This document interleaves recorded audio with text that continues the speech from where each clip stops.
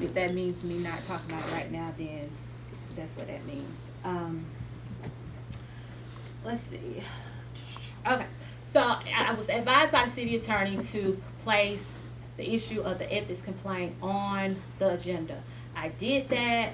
I received several emails from Mayor Williams stating to take it off of the agenda because it should not be on there. And I explained to her, I was told to put it on there, that I can't just ignore it because I don't want anybody to think that I was involved in any type of way of any wrongdoing. And then she ended up telling me via email, well, just do what you want to do. So I left it on there. And then an email was sent to the other council member stating that I had basically disobeyed her wishes and placed it on the agenda, and that basically they need to make me take it off. And I explained to them, she told me to do whatever I want to do, so that's what I was doing. But I was not intentionally going against the wishes of the mayor and council, as they stated in their resolution. So it was placed on there, and this mayor and council voted to not investigate it. Now, granted, a lot of these council members did not know a lot of the information that I had, but they also did not ask. They did not ask, well, is there any truth to this? No questions at all.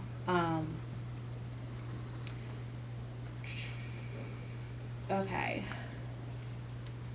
All right. And then also during this time, Mayor Williams requested that the council chambers be used for Mr. Harris to do his interviews, his employment interviews for the demolition. And I spoke to the city attorney about this, and he said not to do that because you don't, if you do it for one person, then anybody who has a private business will be able to come up here and do interviews for employment.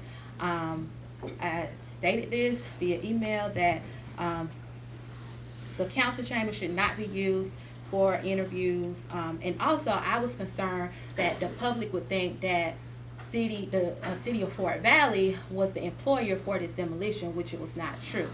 And the interviews, he did do it one day, and then the next time I asked him if he could do it at the library or somewhere. And sure enough, an employee had a complaint, and he came running to me. He said that Mr. Harris was paying them under the table. He was not paying them the hourly wage that was promised, that people weren't wearing the proper equipment out there, and people were also stealing copper wire and selling it for their own profit. I told him that as far as that last little part, he needed to talk to police about that because there may be a crime. I did talk to Chief Spurgeon about that, and I think there may have been an investigation as to that. I talked to our grant administrator about the employment issues, and he stated that we could deem that as a breach of the contract because all of that was in the contract. And there was a couple of meetings in which they discussed all of this, I guess just nothing ever happened from it. They discussed about the address and something else, the address, some other things about this contractor.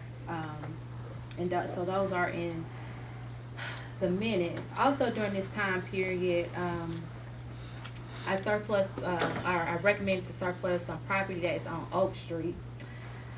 Councilwoman Bryant handed me a sheet of paper in my office